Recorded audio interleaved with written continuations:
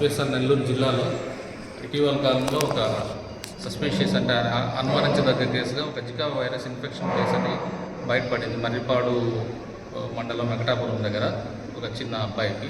దాని గురించి ఎంక్వైరీ జరిగింది. దాని గురించి రిపోర్ట్స్ కలిసి అంటే రక్త నమూనాలు సేకరించి వాటికి పరిశీలనకు పంపించడం జరిగింది.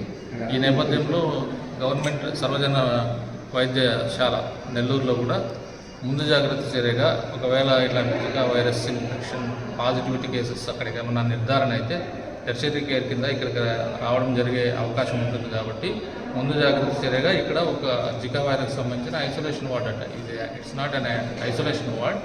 జికా వైరస్ సంబంధించి ఇన్ఫెక్షన్ ఏదైనా పాజిటివిటీ వస్తే దాన్ని కేర్ఫుల్గా జాగ్రత్తగా డీల్ చేయడానికి ఒక టెంపరీగా ఒక యూనిట్ ఏర్పాటు చేయడం జరిగింది.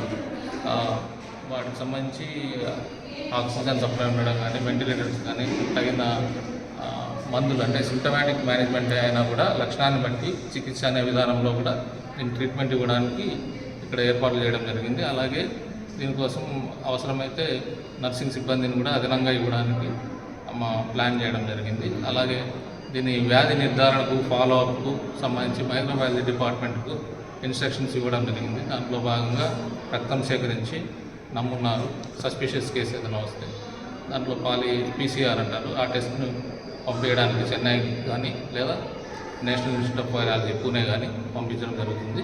అలాగే ఇక్కడ ట్రీట్మెంట్ ఇవ్వడానికి emergency medicine department, general medicine department మరియు రెస్పిరేటరీ మెడిసిన్ డిపార్ట్మెంట్ సమాయత్తం చేయడం జరిగింది.